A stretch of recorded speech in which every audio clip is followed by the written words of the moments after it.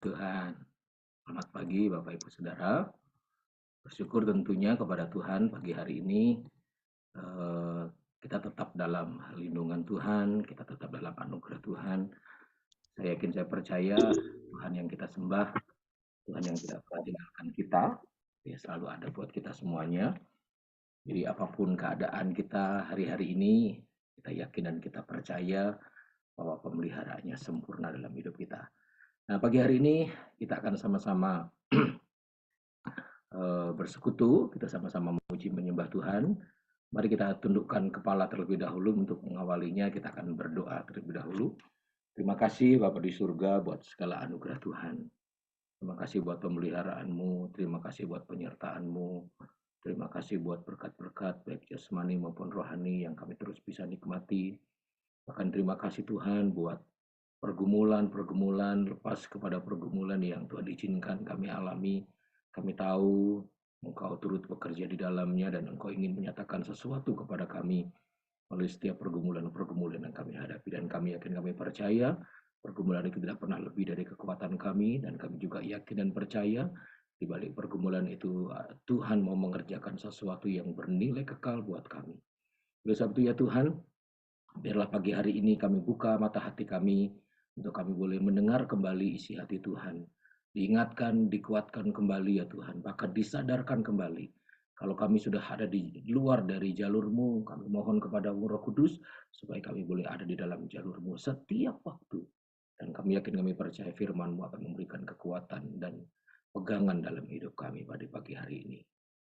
Mengucap syukur atas segala sesuatunya, urapi hamba-Mu dan pakai kami semua, dalam nama Tuhan Yesus Kristus, haleluya, amin. Puji Tuhan. Ada satu pujian yang akan kita naikkan terlebih dahulu, Bapak Ibu Saudara ya, untuk mengawali kebenaran firman Tuhan pada pagi hari ini.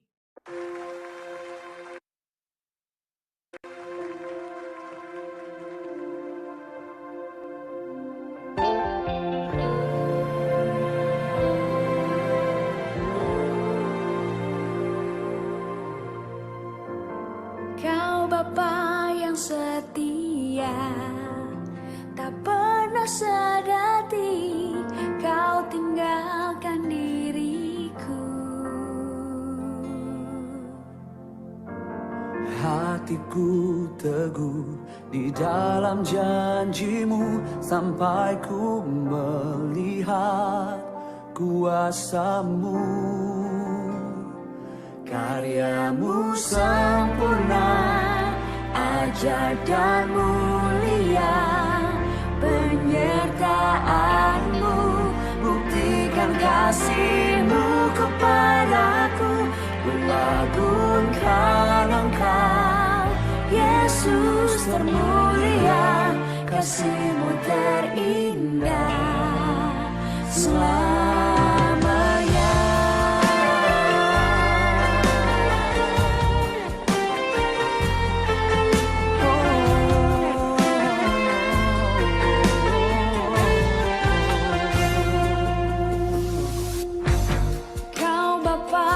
Setia, tak pernah sedati Kau tinggalkan diriku. Hatiku teguh di dalam janji-Mu sampai ku melihat kuasa-Mu. Karya-Mu sempurna, ajaib dan mulia. Penyertaan-Mu buktikan kasih-Mu kepadaku. Ku agungkan Engkau, Yesus termulia. Kasih-Mu terindah selamanya.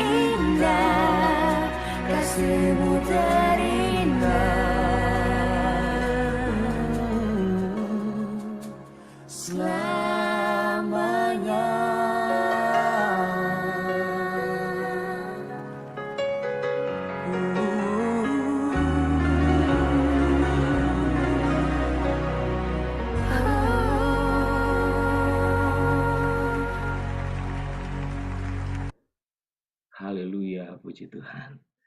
Kita punya Tuhan yang kasih-Nya terindah. Penyertaannya sempurna dalam hidup kita. Luar biasa sekali. Puji Tuhan Bapak Ibu Saudara. Saya ajak kita semua buka coba Alkitab kita di dalam Kisah Para Rasul pasal yang pertama, ayat yang ketiga. Kisah Para Rasul ayat yang pertama, pasal yang pertama, kita akan baca satu ayat dari Kisah Rasul pasal yang pertama ini, yaitu di ayat yang ketiga. Firman Tuhan berkata begini, Bapak Ibu Saudara. Kepada mereka ia menunjukkan dirinya setelah penderitaannya selesai. Dan dengan banyak tanda ia membuktikan bahwa ia hidup. Sebab selama 40 hari ia berulang-ulang menampakkan diri dan berbicara kepada mereka tentang kerajaan Allah. Tentunya diberkatilah kita semuanya yang membaca, merenungkan, dan menghidupi kebenaran firman Tuhan. Bapak Ibu Saudara, kalau Bapak Ibu Saudara masih ingat apa yang beberapa waktu yang lalu saya pernah sampaikan, bahwa kebangkitan Kristus itu adalah fakta yang tak terbantahkan. Kebangkitan Yesus dari antara orang mati yang membuktikan bahwa ia hidup itu adalah sebuah fakta yang tak terbantahkan. Walaupun orang berusaha untuk menggagalkannya, walaupun para kepala agama orang Yahudi, para imam-imam berusaha menutup-nutupinya, tetapi fakta bahwa Yesus bangkit itu benar-benar tak terbantahkan. Bahkan penulis Kisah Para Rasul yaitu Lukas menyampaikan bahwa dengan banyak tanda, bukan cuma satu atau dua, tapi banyak tanda, ia membuktikan bahwa Yesus itu benar-benar hidup, benar-benar bangkit.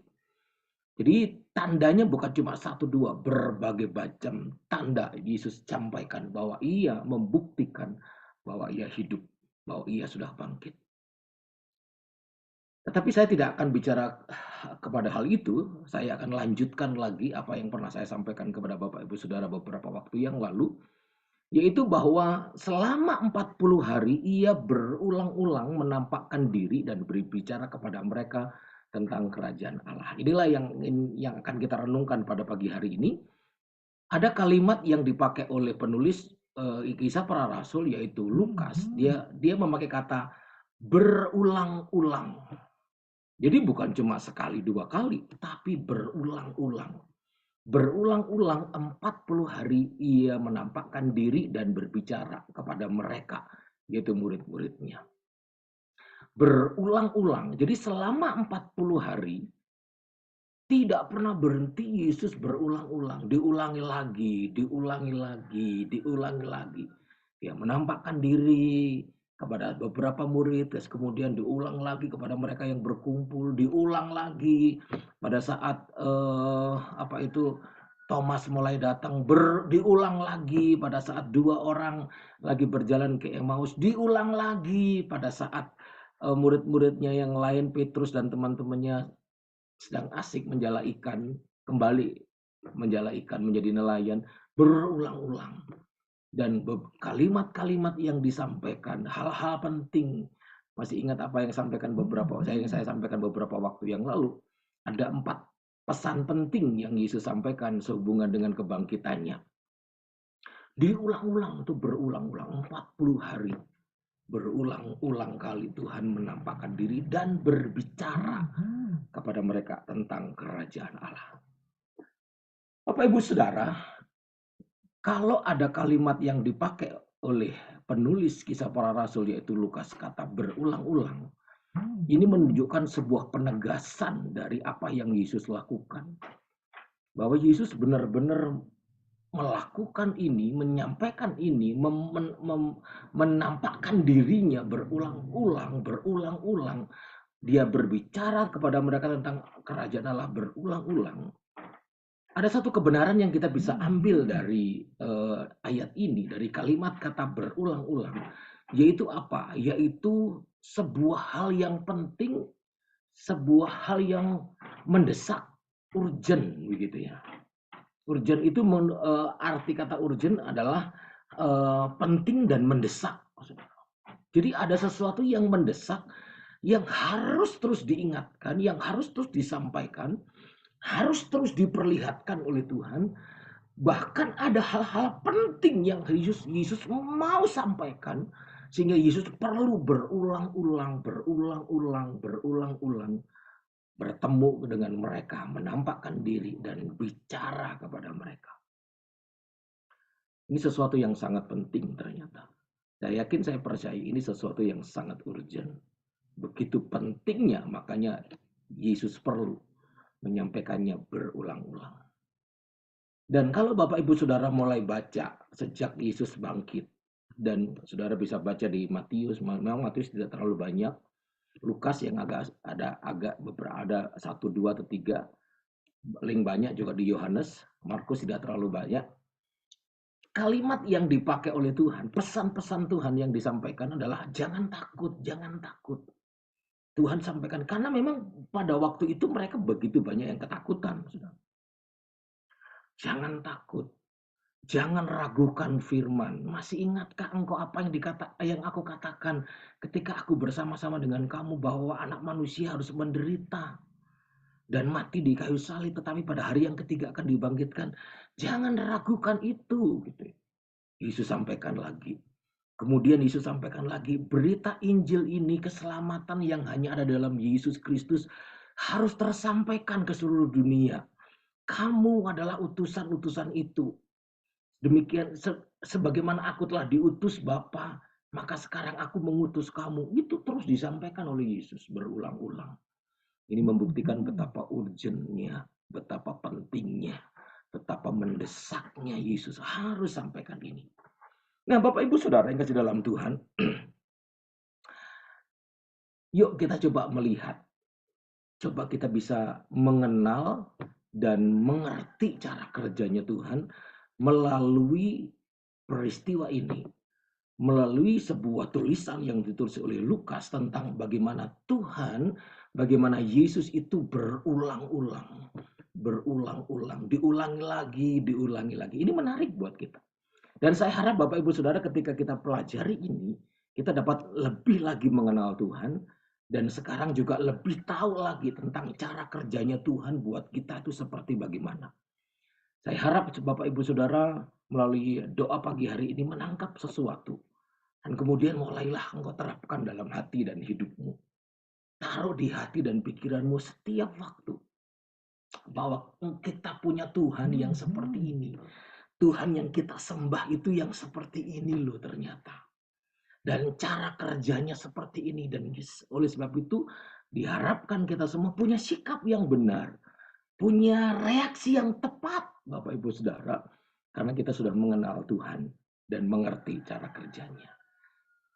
Oleh sebab itu yuk mari kita lihat satu-satu saudara ya. Saya berikan 2 hal saja untuk dapat sedikit banyak kita lebih mengenal Tuhan dan cara kerjanya.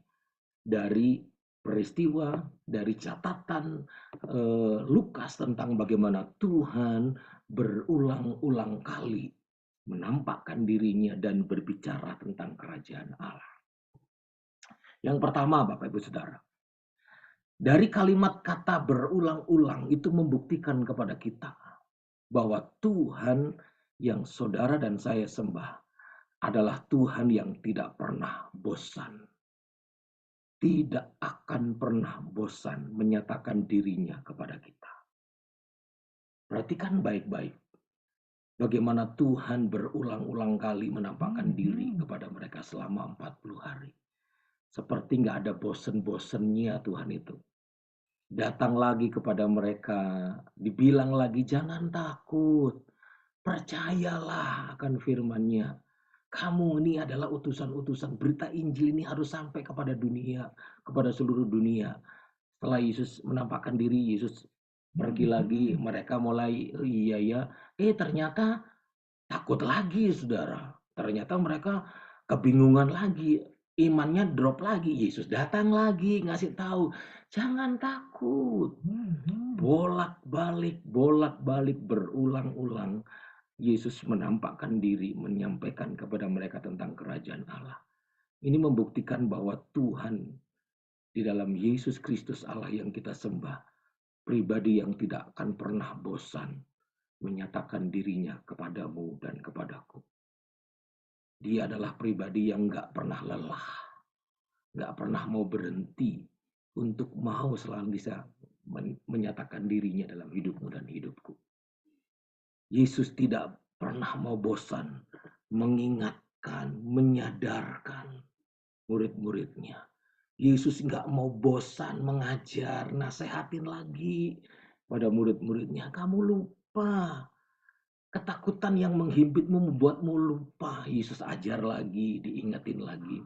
Bahkan Yesus pernah berkata kepada dua orang yang di Emmaus, aduh betapa lambannya hatimu, betapa bodohnya kamu. Yesus mengajar mereka. Di Markus dikatakan bahwa betapa degilnya hatimu. Yesus nasihati seperti Yesus seperti sedang membalut luka mereka. Diingetin lagi, nggak boleh begitu, jangan begitu nak. Gitu. Kamu harus bangkit gitu. Dia kuatkan lagi, dibangkitkan semangatnya lagi. Dibawa mereka mengerti, kamu tuh sudah dipanggil, aku sudah memanggil dan memilihmu. Kamu harus sadar, kamu harus menjadi utusan-utusanku. Gitu. Yesus sepertinya nggak pernah mau bosan, saudara. Bolak-balik berulang-ulang kali. Yesus ketemu dengan mereka, bahkan ada di antara mereka yang nggak percaya. Thomas yang nggak percaya dengan kerendahan hati dan dengan lembut Yesus tegur Thomas, Thomas, coba kamu datang ke sini. Kamu bilang kan bahwa sebelum aku cucukkan jariku, aku belum percaya. Sekarang kamu dekat sini, lihat, cucukkan jarimu. Dan jangan kamu nggak percaya lagi. Thomas begitu menyesal dan berkata, ya Tuhanku, ya Allahku. Saudara bisa bayangkan kalau seandainya Tuhan Yesus itu bosan. Tuhan Yesus itu seperti kita manusia yang, aduh kamu sudah diingetin kan. Aduh, jika kia dei gitu. Nah, pasti saudara, kalau saudara menasehati, menyadarkan, menguatkan orang berulang-ulang bolak-balik begitu, pasti kita kan bosan ya. Bahasa Jermannya sakarapmu. Gitu. Tapi puji Tuhan, saya punya Tuhan yang saya kenal nggak bosan, saudara. Dia ingetin kita, sadarin kita. Kalau saya tidak mau menyebut nama, saya sebut nama saya deh, gitu ya. Dia kuatkan nih Dadang Dinanto, dia sadarkan, Dang ini kamu jangan begini. Kamu harus berubah. Kok masih begitu sih Dang? Berubahlah gitu. Saya lagi dalam kondisi lemah, Tuhan bilang, Dang kuat. Aku besertamu, bangkit semangatmu. Jangan begitu, terus diingetin. Kita punya Tuhan yang gak pernah bosan buat kita, saudara. Nah bagi orang percaya yang tentunya yang sudah lahir baru, apapun keadaan yang kita alami, saya mau katakan kepada kita, kita punya Tuhan yang gak pernah bosan buat kita. Sebab itu tetaplah percaya. Tetaplah percaya. Never give up, jangan pernah mau menyerah. Bukankah Tuhan berkata melalui Rasul Paulus, segala perkara dapat kutanggung di dalam Dia yang memberi kekuatan kepadaku. Filipi 4 ayat 13. Dan jangan pernah kita merasa tawar hati dan mulai komplain menyalahkan Tuhan. Bukankah dengan jelas Tuhan berkata bahwa ketika engkau tawar hati, kecillah kekuatanmu. Bahkan Tuhan dengan jelas berkata, aku sekali-kali tidak pernah meninggalkan engkau. Aku sekali-kali tidak pernah membiarkan engkau.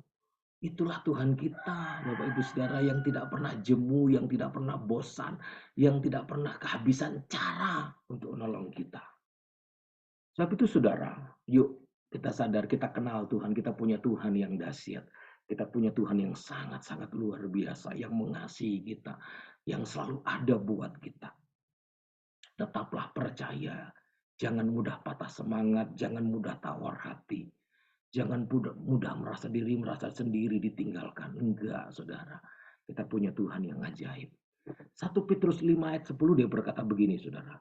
Dan Allah sumber kasih karunia yang telah memanggil kamu dalam Kristus kepada kemuliaan yang kekal.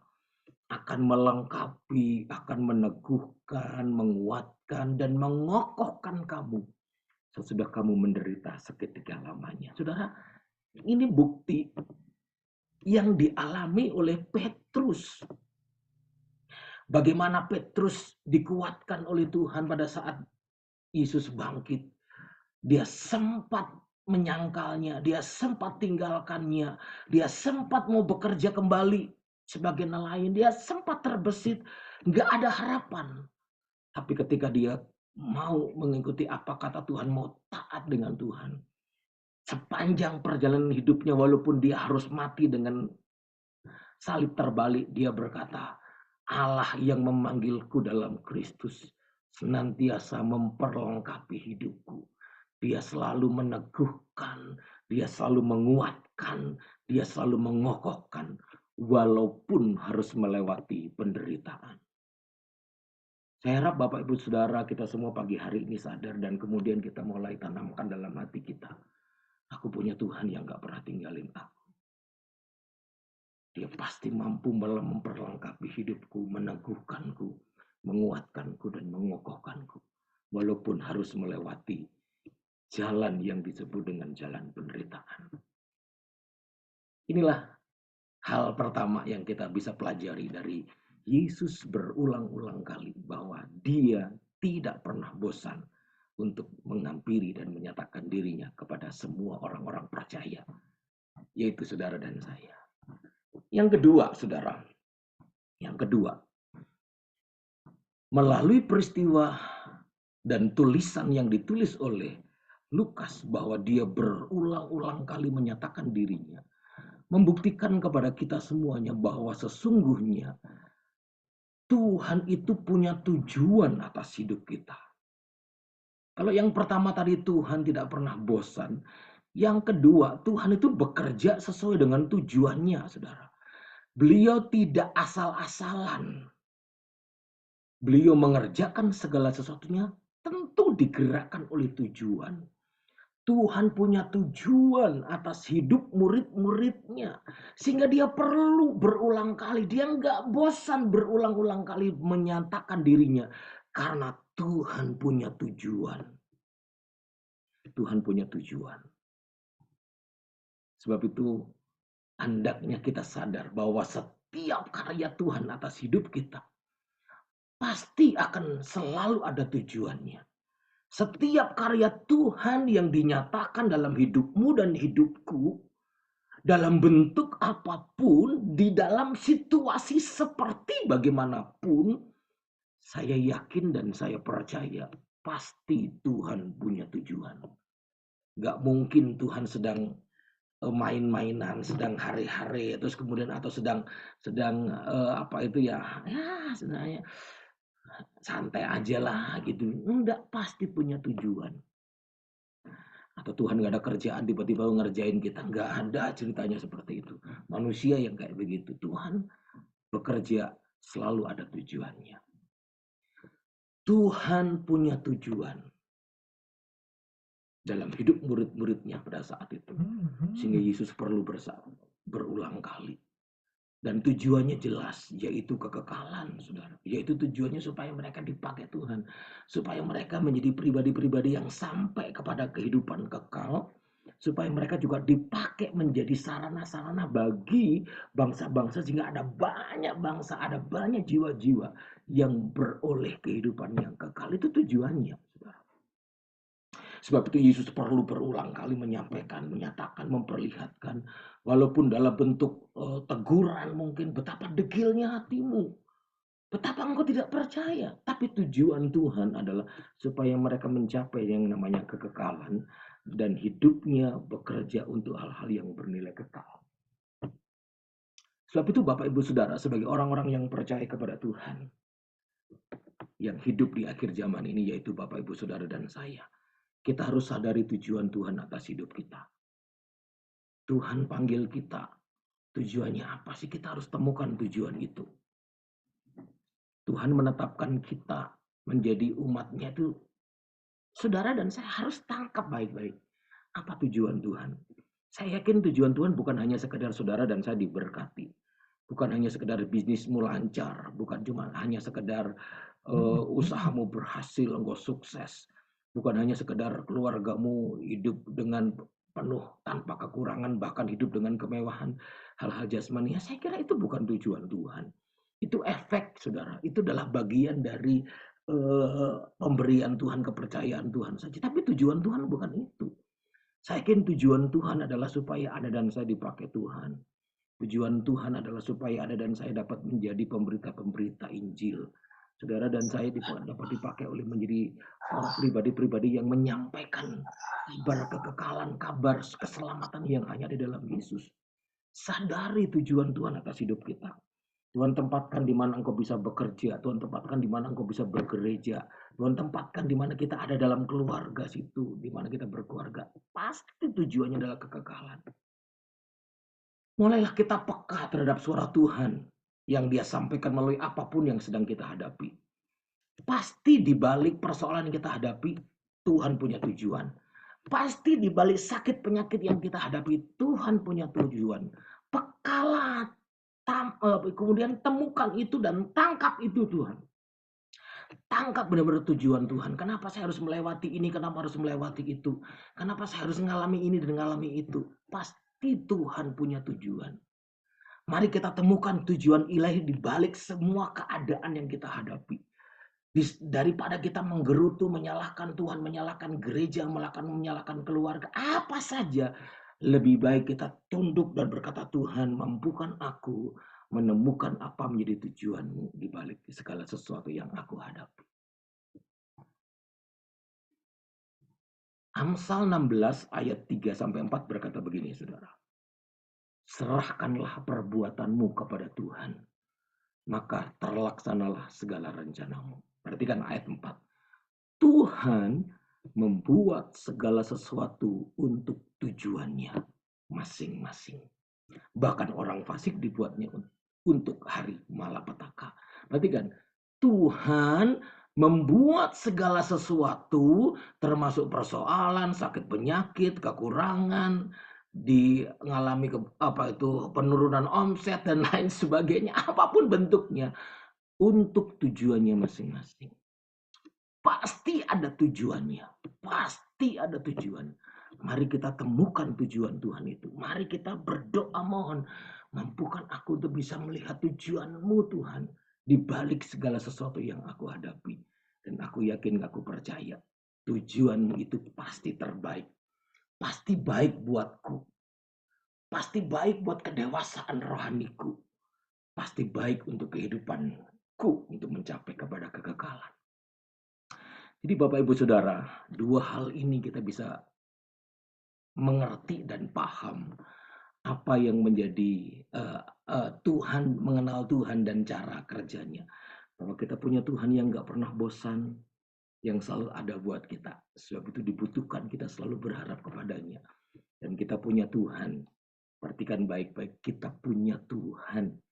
Kita, saudara dan saya punya Tuhan yang bergerak sesuai dengan tujuannya. Sebab itu sikapi cara kerja Tuhan itu dengan benar. Sikapi dengan benar. Rasul Paulus dalam 2 Timotius 1 ayat 12 dia berkata, itulah sebabnya aku menderita semuanya ini. Tetapi aku tidak malu karena aku tahu kepada siapa aku percaya. Dan aku yakin bahwa dia berkuasa memelihara apa yang telah dipercayakannya kepadaku hingga pada hari Tuhan. Tuh saudara, Paulus tangkap baik-baik. Paulus ngerti kenal siapa Tuhannya. Sebab itu dia berkata, aku gak pernah akan malu. Aku tahu kepada siapa aku percaya. Aku mau tetap berharap sama dia. Aku yakin bahwa dia itu Allah yang berkuasa. Mampu memelihara hidupku sampai pada hari Tuhan. Sampai pada hari dia datang pada kali yang kedua. Ini bukti kepada kita semua. Dia, Rasul Paulus punya sikap yang benar. Karena dia sudah kenal siapa Tuhan. Biarlah ini mengingatkan kita Bapak Ibu Saudara. Yuk kita jadi orang-orang percaya yang semakin kenal Tuhan. Dan hari ini kita diperlihatkan kembali. Kita punya Tuhan yang gak pernah bosan. Dia selalu ada buat Anda dan saya. Sebab itu sikapi dengan benar. Jangan engkau jauh dari Tuhan. Tinggalkan Tuhan. Bahkan engkau jatuh bangun dalam dosa. Tapi sebaliknya gairahkan hidupmu tetap berharap kepada dia. Dan yang kedua, yakin dan percayalah. Kita punya Tuhan yang bekerja sesuai dengan tujuan. Ada tujuan Tuhan di balik segala sesuatu yang kita hadapi. Sebab itu, seperti Paulus berkata, aku tahu kepada siapa aku percaya. Aku yakin bahwa dia berkuasa memelihara. Kiranya Tuhan Yesus memberkati kita semuanya dan kita semua kembali diingatkan. Mari kita tundukkan kepala, kita responi firman Tuhan. Terima kasih Bapa di surga. Kami bangga punya Allah seperti Engkau Yesus. Kami bersyukur kami bisa kenal Tuhan yang kami sembah di dalam Yesus Kristus. Dan hari ini Tuhan yang ajaib, Tuhan yang mengasihi kami, yang Tuhan sudah selamatkan kami, berkata, aku gak pernah bosan datang kepadamu, mengingatkanmu. Aku gak akan pernah bosan datang kepadamu, menyadarkanmu, menasehatimu. Aku gak pernah bosan datang menolongmu. Terima kasih Tuhan untuk ketidakbosananmu buat kami. Terima kasih Tuhan. Kami yakin, kami percaya di tengah-tengah pergumulan yang kami hadapi, Kau datang, selalu datang kepada kami, memeluk kami dan berkata, aku gak pernah bosan menolongmu. Aku gak pernah bosan menguatkanmu. Dan itu terjadi dalam hidup kami. Kami mau nikmati itu Tuhan, dan kami mau selalu berharap kepadamu. Kami mau selalu bersandar kepadamu ya Tuhan. Kami bersyukur kepadamu ya Tuhan, bahwa segala sesuatu yang Engkau kerjakan, Engkau turut bekerja dan Engkau berkata, aku punya tujuan. Di balik semuanya ini aku punya tujuan. Jangan engkau berkecil hati. Aku punya tujuan di balik ini. Mungkin kami hari ini nggak tahu Tuhan, tapi kami yakin, kami percaya suatu saat nanti kairosmu, timingmu ya Tuhan, kami akan melihat bahwa tujuan Tuhan itu baik buat kami. Sebab itu ya Tuhan, tolonglah kami ya Tuhan Yesus, untuk kami boleh punya sikap yang benar dalam menghadapi segala sesuatu. Kami mau tetap percaya. Kami mau tetap percaya kepadamu. Dan kami mau tetap berkata bahwa aku yakin bahwa Engkau Allah sanggup memelihara hidup kami. Sebab itu Tuhan, tolonglah kami Tuhan. Mampukan kami untuk hidup dalam kebenaran-Mu setiap waktu. Engkau tahu keadaan umat-umat-Mu. Dan tidak ada yang tersembunyi di hadapan-Mu. Dan kami yakin, kami percaya saat kami mengenal Engkau. Bahkan kami semakin mengenal Engkau. Kami akan dibuat semakin kagum. Dan kami semakin cinta. Semakin mengasihi Engkau. Dan hidup kami semakin berkenan kepada-Mu. Terpujilah nama-Mu ya Tuhan. Kami akan lanjutkan dengan doa-doa kami. Kami yakin, kami percaya Engkau hadir, Engkau ada, dan Engkau sedang menyatakan sesuatu buat kami. Di dalam nama Tuhan Yesus Kristus. Haleluya. Amin.